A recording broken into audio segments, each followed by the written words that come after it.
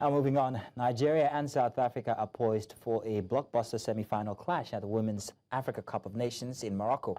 Both teams advanced with commanding wins. Nigeria edged Zambia while South Africa triumphed over Senegal. The encounter set for the Alabi Zoli Stadium in Casablanca revives a fierce rivalry. Now, Banyana Banyana, the defending champions, famously eliminated the Super Falcons in the last edition before securing their maiden WAFCON title. With a place in the final at stake, the match promises high intensity and a battle of continental heavyweights. Joining us now from Morocco is our own sports correspondent, Onyinyechi Obaroh. Onye, good evening. Thank you very much for joining us.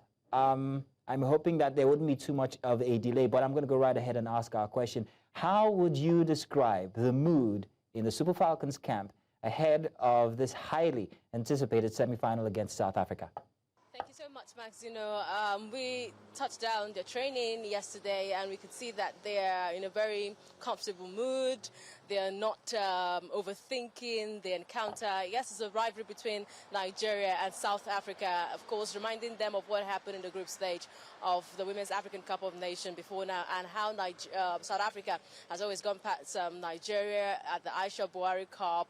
But we can always leverage on that win. We're able to deprive them of the Olympics, I do remember. So the girls are not in any way in any tight corner. They are comfortable and they are waiting for the best team, which is the Super Falcons, having the Mission X campaign to win on the day. So what were the key takeaways from Coach Justin Madugu's remarks during the press conference? Did he highlight any specific areas of focus ahead of the South Africa clash? Oh, yes, he did. During the press conference where Coach Justin Madugu and Esther Okoronkwo was the representative of the players there, Coach Madugu did, of course, say he understands that this is a rivalry, this is a very important match. Though he was not the coach of the side that tutored the team when the team lost against South Africa at the Women's African Cup of Nations. But of course, he knows what is at stake. He knows the task ahead. Coach Madugu says that you can see that they had worked on their goal-scoring form. They know that South Africa has got a very prolific last man in defense, who is the goalkeeper, Andile Dlamini, and they have seen that they've been able to go all out in this competition, going through penalty shootouts, and have been fantastic with it, with their last man in defense. He knows that.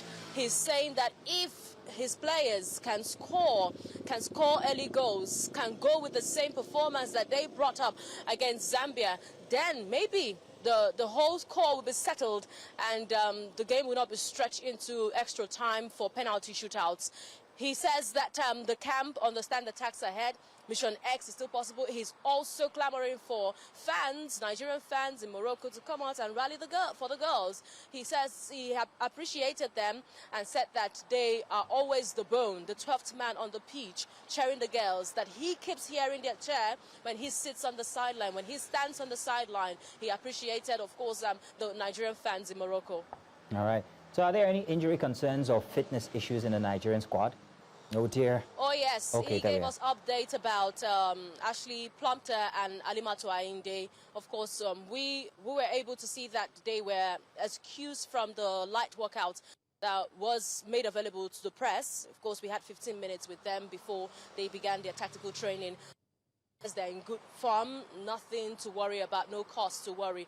Then also gave us an update about Chioma Okafor. He says they've been to the hospital, the doctor has checked the hand, they've packed the bandage, though there's still a healing to be done over there in her hand. So for now, she's still recuperating from that hand injury. But he didn't guarantee us if she's going to be on the starting lineup, but he says she's one very vital player in the squad. And for the fact that she's here at the African Cup of Nations, you know the kind of pedigree she can bring to the team. So that's the updates concerning injury worries, the updates on medical concerns. Ifeoma Onumonu, yes, returned back to training yesterday, and we could see that she's back to full fitness. So we're hoping that she would be maybe in the starting lineup or maybe at the dugout for the Super Falcons when they face up with the Banyana Banyana, Maxino. Great. We are as excited as you are, and we can't wait for the clash. Thank you very much, Onyinye.